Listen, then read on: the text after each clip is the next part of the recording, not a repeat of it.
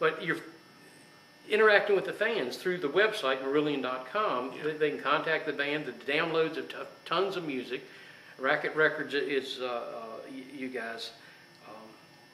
What I want to say here was you guys have a very good, a very friendly relationship. It seems to be when it goes on beyond just business. These guys at Racket Records, would you say they're more Marillion friends and fans than that are business people rather than business people that are handling a product? Well, it's all part of our organisation, really. The people that work at Racket, it's the same. It's our staff that we employ that do everything really, from the databases, the web design, packing CDs, working with us on the road. The same guy who does a lot of the work also works as our tour manager, as a musician himself, as a drummer.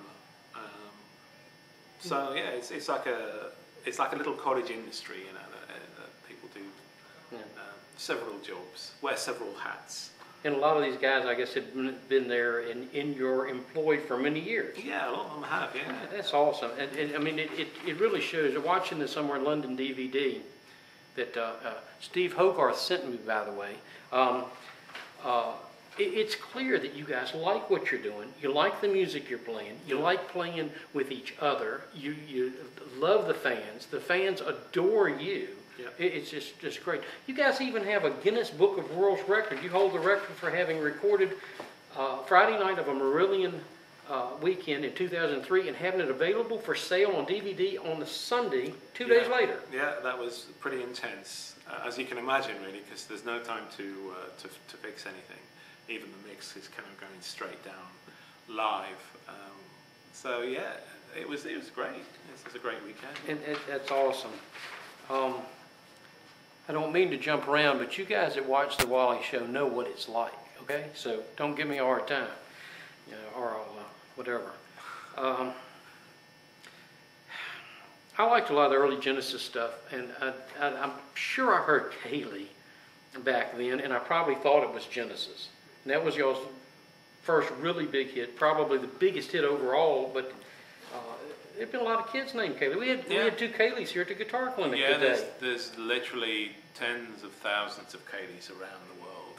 It's quite funny. Even when you go out, you know, and you hear somebody calling for Kaylee in the supermarket, in the stores.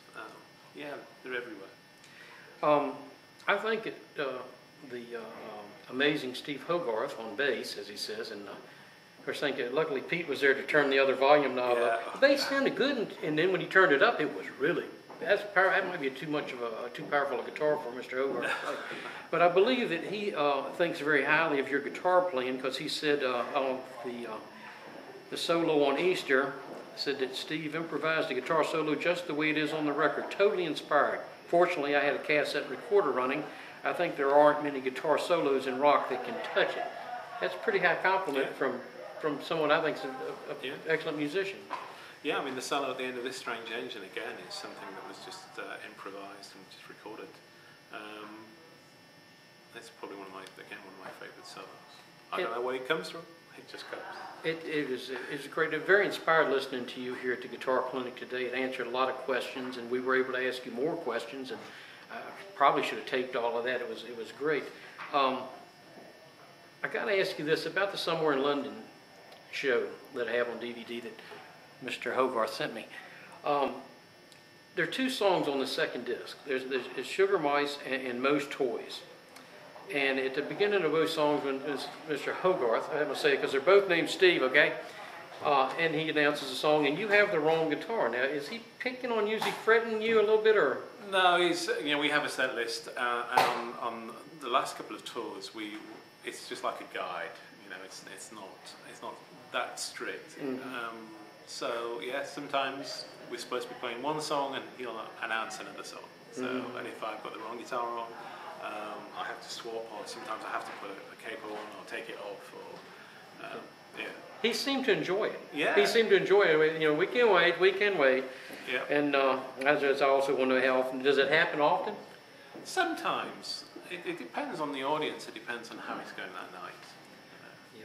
And I noticed too, with a lot of the lyrics, I've done a lot of cramming ever since Steve and I emailed originally about the Blue Rickenbacker, and I started looking back into Marillion. I got my first Marillion CD, was Brave.